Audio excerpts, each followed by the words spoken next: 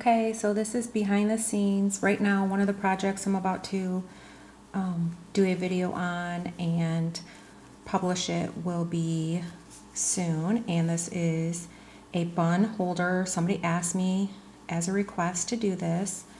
It's done in triple crochet, so I'll be posting that soon. And this is behind the scenes. This is my latest project. So you can see I do this on my table and then I just tape a piece of paper. And this is my kitchen table that I do it on. The kitchen table has the tablecloth on it because the kids love to paint, and this table is a mess because the kids have been home every single day. And this is chess. My daughter wanted to learn how to play chess, so we ended up buying this for her. And this is marks from painting. This is the markers that I'm going to go through tomorrow for something to do with our isolation. I'm trying to find things to do for cleaning around the house. I'm going to organize all the markers. So these are the baggies for that. And then paint, because the kids were painting rocks. So here's one of the rocks that my daughter was painting. I think she said she wanted to do a sunset. And then she discovered she had some old Lego, so she got these out and made a little house with it because we're just trying to find things for them to do, because right now they're on spring break and we are going to go to Disney World, but we couldn't because unfortunately everything's canceled. All right, so now I'm going to show you next behind the scenes for editing. Part of the editing is creating a thumbnail. This is one of the things that I have to do for uploading a video, and I use BeFunky, which is free, but you can pay a membership. And I will take my photo, and this one I had already created. I have to make sure it's the right dimensions for the YouTube thumbnail, and I took two pictures and I placed them in here and enhanced the photo with all the editing. And then sometimes I'll go here and create PNGs of my photo so I can have multiple different photos all in one photo. And that's one way I create part of my video. And I'm going to show you my next editor I use for the actual video. Hi, I'm going to show you how I edit videos. This is part of the behind the scenes.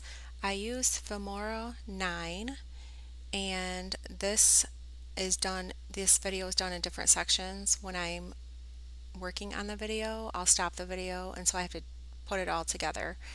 And I had to mute all of these videos to put it together into one because my husband and my kids were around and I wanted to do the video, but they were talking. So I'll just go ahead and go through and do voiceovers.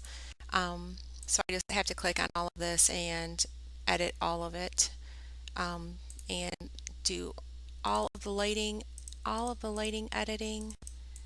So I just go through color correction because it's a lot darker than what you can see here.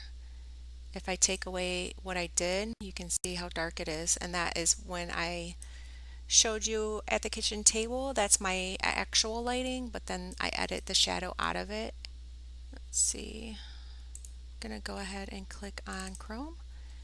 A lot of my projects that I come up with, some are inspired by others, and then some are are asked through comments. So I'll go through and some will ask me if I will work on a pattern for them and show it. And this one is a bun holder that I'm working on for editing. So I do all my editing through here. And then if, as you can tell, you can go through my website, and these are some of my patterns that I have worked on in the past. This one I had worked on because I was inspired by this type of stitch, which is I called it a crossed over double crochet, and I wanted to show a sample of it so you can create a dishcloth or a placemat or a coaster. And a lot of my patterns I was inspired by someone and created my own. And this one, a long time ago, I did the crochet poncho because my daughter was younger and I really wanted to make her one.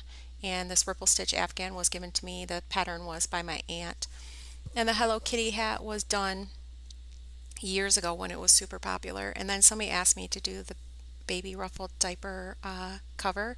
So I created my own on that one and created my own crochet cross. So I just create my own patterns to keep it pretty much original. But sometimes, I will be inspired by others and you can't tweak the pattern too much, but you try just because it's like a certain stitch that it's a stitch that you have to do according to the exact pattern.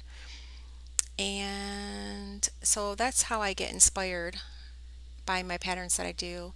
And then I have to edit the photo, take a picture. Then I have to go through and edit the whole entire video section by section. And this is a voiceover, so I have to go through and I'll click on record voiceover here and use my microphone that I'm using right now, and have to go over and uh, discuss the pattern throughout the whole video, which this can take anywhere from like a half an hour to an hour to a couple hours of all this editing and then making the video. So it can be somewhat time consuming. I have to carve out time when I can find time in my day, sections.